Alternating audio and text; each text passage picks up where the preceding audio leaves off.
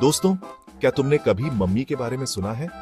मम्मीकरण एक प्राचीन मिस्र की अनोखी और रहस्यमयी प्रक्रिया है जो सदियों से लोगों को आकर्षित करती आई है।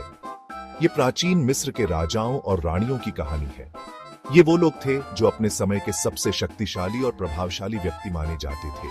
मिस्र के लोग मानते थे कि मरने के बाद भी जिंदगी होती है। उनके लिए मृत्यु केवल एक नए जीवन की शुरुआत थी।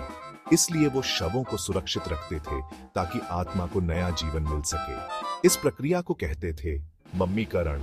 मम्मीकरण का मतलब है शरीर को सुरक्षित रखना ताकि आत्मा वापस आ सके। मम्मी बनाने की प्रक्रिया बहुत ही रोचक और जटिल थी। इसमें कई चरण होते थे और हर चरण का अपना महत्व था। सबसे पहले शव को नील नदी के किनारे एक विशेष कमरे में ले जाया जाता था। यह कमरा पवित्र माना जाता था। यहाँ पुरोहित विशेष प्रार्थना करते थे। ये प्रार्थनाएं आत्मा की शांति और सुरक्षा के लिए होती थी। फिर शुरू होता था मम्मीकरण का असली खेल। सबसे पहले मस्तिष्क को नथुनों के माध्यम से विशेष उपकरणों से निकालकर फेंक दिया जाता था, क्योंकि इसे महत्वहीन माना जाता था।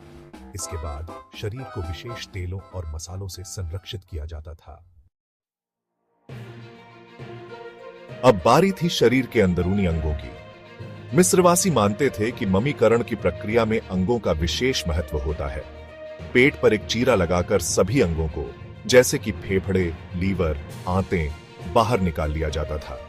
यह प्रक्रिया बहुत ही सावधानीपूर्वक की जाती थी ताकि अंगों को नुकसान न पहुंचे। इन अंगों को भी विशेष मसालों और नमक से साफ करके सुरक्षित रखा जाता था।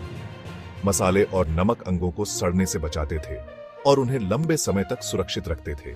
क्या तुम जानते हो इन्हें कहां रखा जाता था? सुंदर जार में। ये जार बहुत ही कलात्मक होते थे और उन पर विशेष चित्रकारी की जाती थी। इन जार को कहते थे कैनोपिक जार। कैनोपिक जार मिस्र की संस्कृति का एक महत्वपूर्ण हिस्सा थे। हर जार पर एक अलग जानवर का चित्र बना होता था। ये जानवर मिस्र के देवताओं का प्रतीक होते थे और अंगों की सुरक्षा के लिए माने जाते थे। दिल को वापस शरीर में रख दिया जाता था, क्योंकि मिस्रवासी मानते थे कि दिल ही आत्मा का घर होता है। दिल को आत्मा और भावनाओं का केंद्र माना जाता था। प्राचीन मिस्र में मम्मीकरण की प्रक्रिया एक जटिल और पवित्र अनुष्ठान था। यह प्रक्रिया मृतकों को सदियों तक सुरक्षित रखने के लिए की जाती थी। अब शव को नेट्रॉन नमक से पूरी तरह से ढक दिया जाता था। यह नमक शरीर से सारा पानी सोख लेता था, जिससे शरीर सख्त हो जाता था। 40 दिन बाद नमक हटाकर शरीर को सुगंधित तेलों और मसालों से मालिश की जाती थी। फिर उसे सूती पट्टियों से लपेटा जाता था। इन पट्टियों के बीच कीमती पत्थर और ताबीज भी रखे जाते थे। अंत में मम्मी को एक सुंदर ताबूत में रखकर भव्य मकबरे में दफना दिया जाता था।